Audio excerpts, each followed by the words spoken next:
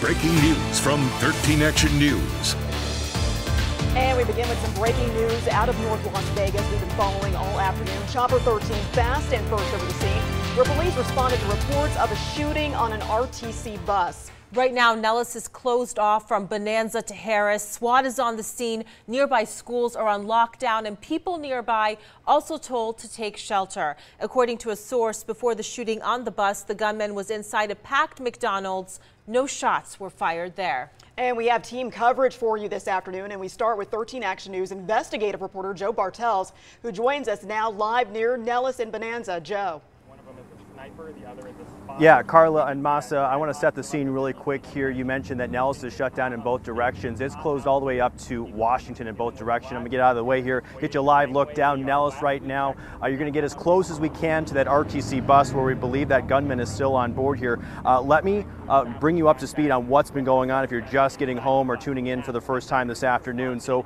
during the very busy noon hour, a man went into the McDonald's over here off of Nellis and began waving around a gun in a threatening manner, obviously terrorizing, scaring people. Then shortly thereafter left that McDonald's, then got onto an RTC bus. According to a passenger, a man who was on that bus, he says that he recognized this gunman, someone who had obviously, in his words, he was very troubled. Didn't elaborate as to what that may have meant, if he had alcohol dependency, drugs, or anything else along those lines. But once he got on that bus, fired at least 2 shots, according to that witness, into the roof, the ceiling of that RTC bus. Everyone made a mad dash to get off that bus.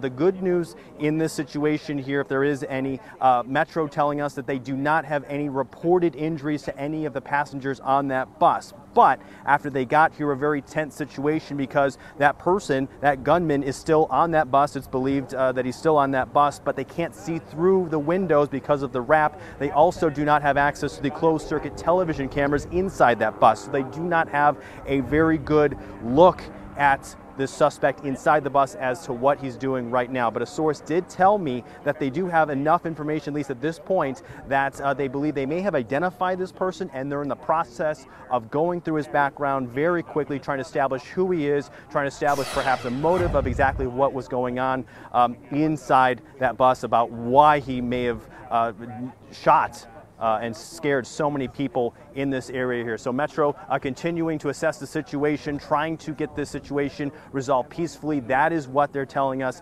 at this moment here, but we are waiting for additional information, official information from Metro Police. But for right now, let's go to Leslie Marin. She is nearby this scene. Leslie, what is it looking like by you? Joe, we're about 2 blocks away from where you're standing on the east side of this scene, and you can see behind me, you see all those cars in that area. Those are actually police vehicles. You also see the fire and rescue truck there as well. Lots of police just congregated in that area as they continue to investigate this, what's turned into a standoff. Now, we did speak to a woman who was inside the McDonald's where police say this started. She says she was actually sitting next to what is believed to have been the suspect. She saw him actually start to load the gun. That's when she says that the McDonald's employees told him he had to go. That's when she says he ran towards that bus. She didn't see much, because that's when she says they were all pushed to the back of the McDonald's, told to get into cover. She does say she heard several gunshots. She was literally shaking when she spoke to me. We've seen several witnesses actually come walk our way as police are releasing them. Now, the other issue here is we're talking to a lot of parents whose kids actually attend a preschool, Kids First Preschool, who is down in that area. They haven't been able to pick up their kids. It's hard for them. Many kids as young as 6 months old. A lot of these parents just worry, just want their kids. Of course, this is being set up for their safety, but you know what? It's hot out here. They want their kids, and they just have to wait it out until police say it is safe enough for them to go get their little babies. For now, back to you. A quick question. Any idea why that gunman inside the McDonald's started loading up that gun? The only thing this witness could tell us was that she heard him say a few things to himself. She said that he seemed a little distraught. She didn't want to bother him because he seemed to have been talking to himself. So no idea what actually led to that, but she could tell something was wrong with him as she was sitting next to him inside that McDonald's. And Leslie, was he alone or was there anybody with him? Do you have that information? She said he did seem to be alone there at the McDonald's. He had been there for quite some time. When she got there, she started charging her phone. So she had been sitting next to him for a few minutes already. Okay, thank you so much for that, Leslie, for that new information. We appreciate it. And we have been on this story since it broke, but for the first time, we're getting a description of that alleged gunman. This is from the police radio traffic. Be a WMA 50s, black baseball cap, blue and gray t-shirt with black pants, on a wheelchair. 413 was supposed to be a pistol. All right, we're listening to that radio traffic. This, of course, is causing quite a disturbance in that particular area. We want to go to Tom George, who is live outside El Dorado High School. That is one of at least 6 schools we know that students are on lockdown. Tom. Yeah, and Carla, that lockdown is still going on right now. I want to give you a quick look. The line continues to grow right here. It started with just a few concerned parents, and now you can see the line heading all the way up to the door. These are all parents who really want to pick up their kids. A lot of them say they got alerts hearing that something was going on. Initially, they weren't sure if it was something happening inside the school, but they still learned that it happened in the neighborhood, and that's what led up to this lockdown. Now, we talked to one parent who said as soon as she heard the news, she said she just had to rush down here to make sure her kids were okay. Very, very scary. When you hear that the school is on lockdown, the way things are going right now, your first instinct as a parent is to jump up and get to the school.